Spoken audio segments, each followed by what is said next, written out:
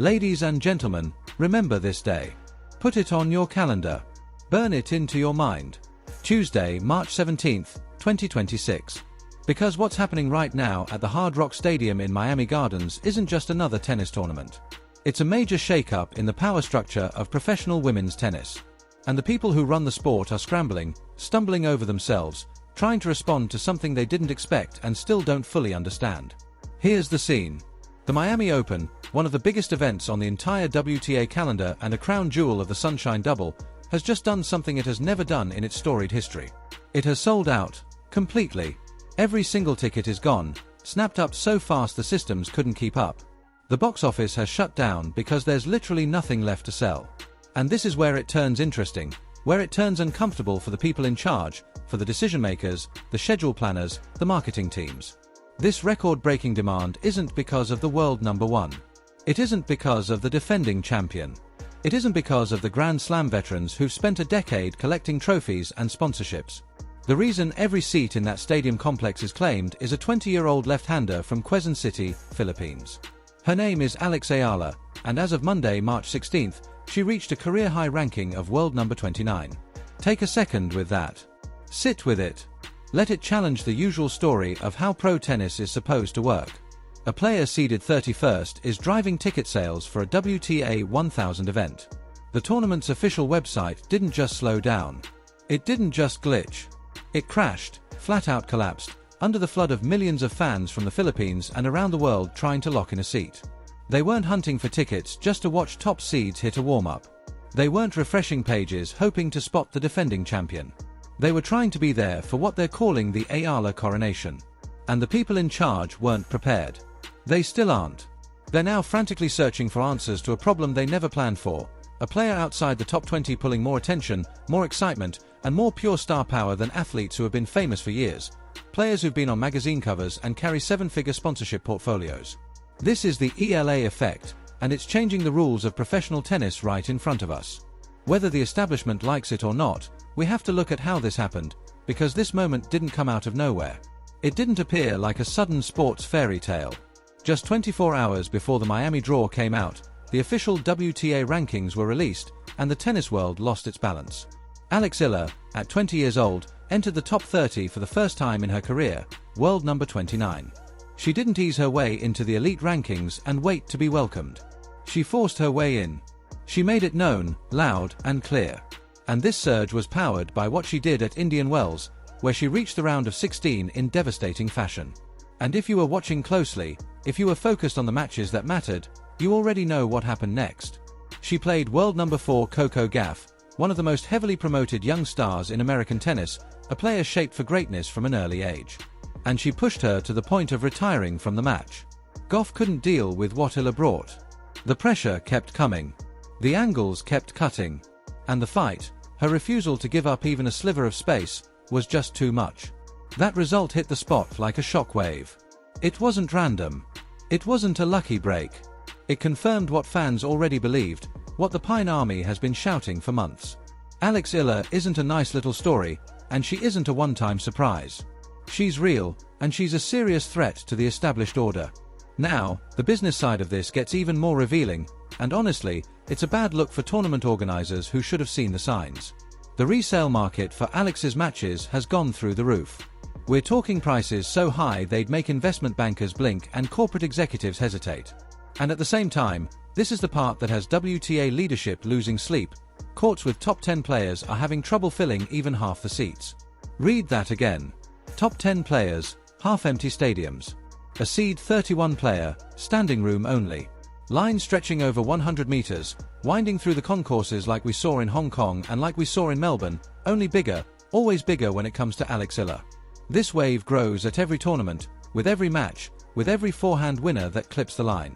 Tournament directors are reportedly scrambling to control the crowds. They never planned for a young woman from the Philippines to outdraw every other name on the poster. They didn't shape their marketing around her. They didn't plan security like that. She would be the main draw. And now they're chasing the moment, sending rushed memos while the Pine Army, a fiercely loyal fan base backed by 110 million Filipinos, turns the Hard Rock Stadium into what feels like a Philippine home court on American soil. But there's an uncomfortable truth the establishment doesn't want to say out loud. something they only talk about quietly in meetings and message threads. This kind of attention creates friction. Real friction. The kind that builds in locker rooms and comes out in quiet complaints behind closed doors.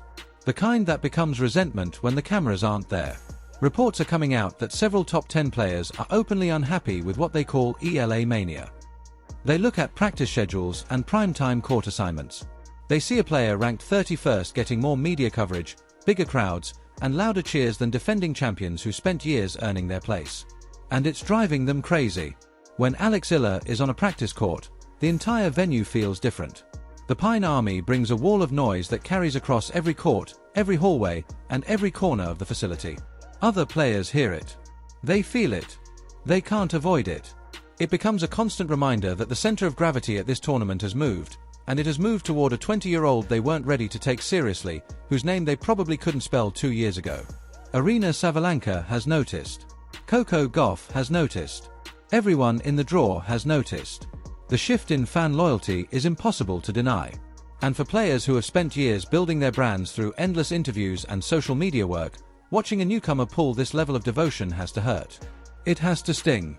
But the biggest tension, the moment everyone is bracing for, comes from one matchup the draw might deliver. World number 3 EGAT could be waiting for Alex in the third round. And if you follow tennis at all, if you've paid even basic attention, you know the backstory. You know what happened 1 year ago on these same courts, under these same lights. March 2025, Eala, still largely unknown at the highest level, a name commentators tripped over, played EGAT, then world number 2, the dominant force in women's tennis, and beat her in straight sets. Not edged her. Not survived her. Dismantled her. That's not an exaggeration. That's exactly what happened. Tech, the multiple Grand Slam champion, the player everyone assumed would cruise to another title, was taken apart piece by a left-hander who would not be scared by reputation or ranking. Reports say Swiatek has been training with a sharp, targeted focus on handling Alex's angles. She's been watching tape. She's been working with her coaches on patterns meant to blunt Alex's biggest strengths. That loss hasn't faded.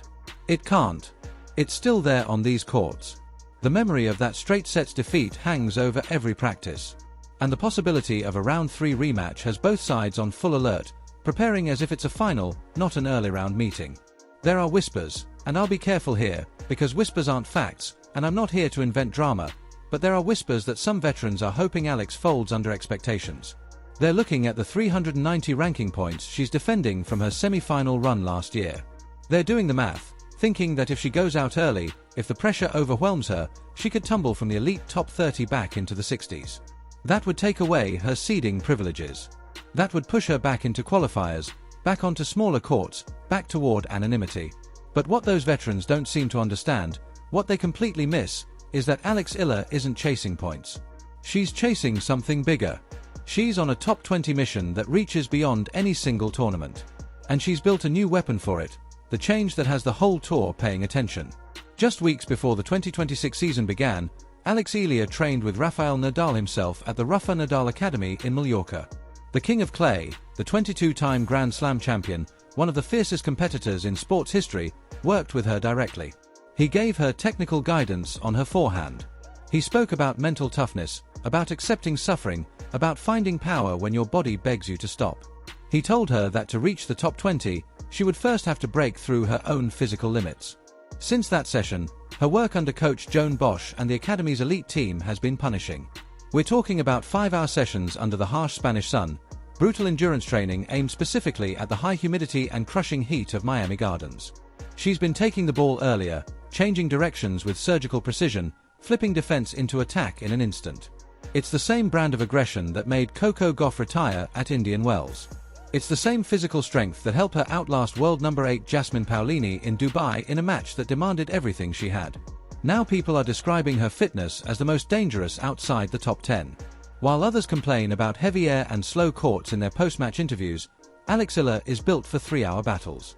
She trained in Florida-like conditions back in Spain so her body wouldn't fail under pressure, so she'd be the one still standing when the third set crawled past the 2-hour mark. And she told her 2 million social media followers something that should worry every opponent in her part of the draw: "I'm trying to find my limits and go past them." That isn't a cute slogan. That isn't something for a coffee mug. That's a plan. That's a warning.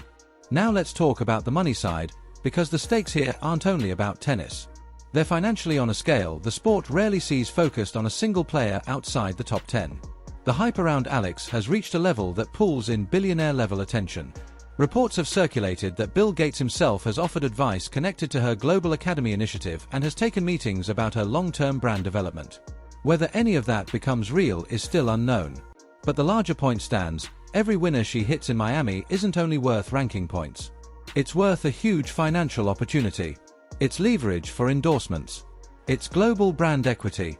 If she defends her semi-final result from last year, or even reaches the final, she won't just enter the top 20.